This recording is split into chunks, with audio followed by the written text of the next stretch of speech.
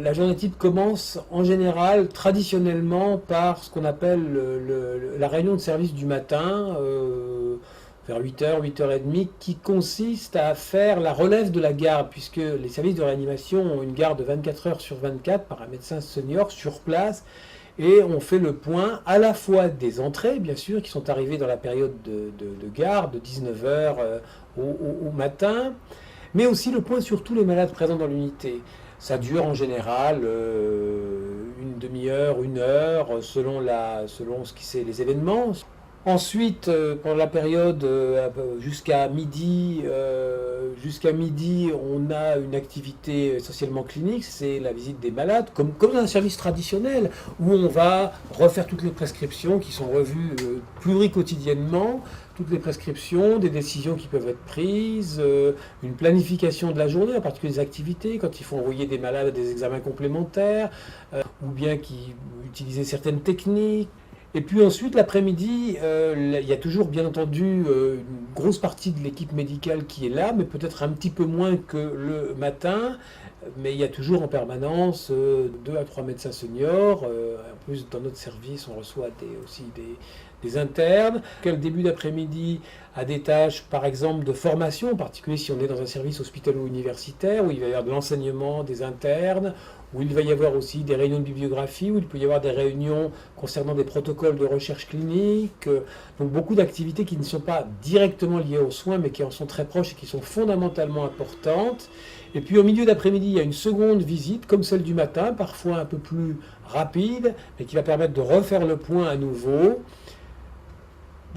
qui dure jusqu'à 18h30, 19h, parfois un peu plus. Et ensuite, c'est la garde avec une équipe plus réduite, un médecin senior, dans notre cas accompagné d'un médecin junior, c'est-à-dire d'un interne qui reste en permanence et qui sont debout sur le pont une grosse partie de la nuit, avec encore une troisième visite qui a lieu en général entre 23h et minuit, minuit et demi.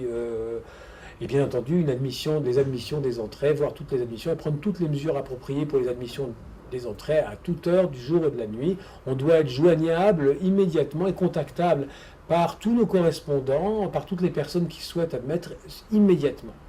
Nous agissons à la fois comme un service et puis un plateau technique, c'est-à-dire que nous sommes en lien bien sûr avec l'extérieur de l'hôpital, avec des patients qui vont venir de la maison, mais nous travaillons aussi beaucoup avec les services hospitaliers qui vont nous transférer des malades parce qu'ils s'aggravent, parce qu'ils nécessitent une surveillance que les services classiques ne peuvent plus faire. Nous sommes un peu un carrefour, nous sommes un peu un service carrefour où des patients de différentes, hospitalisés dans des services de différentes spécialités vont être admis pour y retourner après, une fois que la situation est améliorée.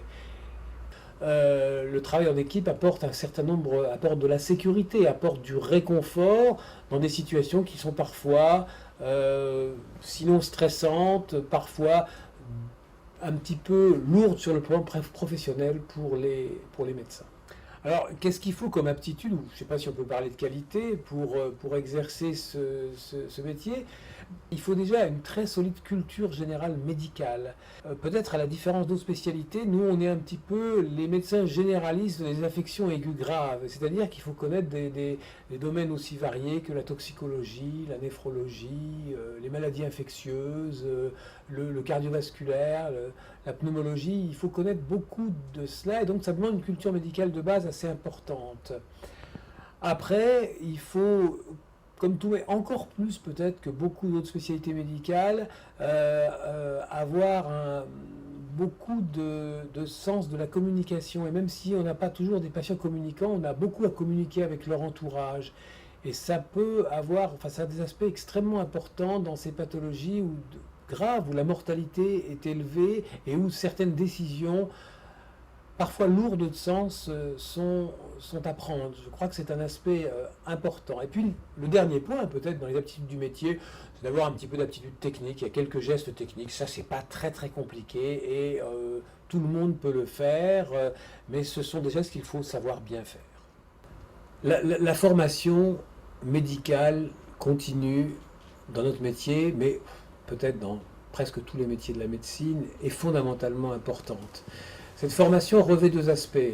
D'une part, ce que l'on appelle les sessions de formation médicale continue dans des congrès, dans des séminaires, dans un certain nombre de manifestations appropriées, qui sont nombreuses et qui permettent de remettre à jour des connaissances qui sont très vite obsolètes, surtout dans notre spécialité, très très vite obsolètes. Et puis un deuxième aspect qui est celui de la recherche clinique.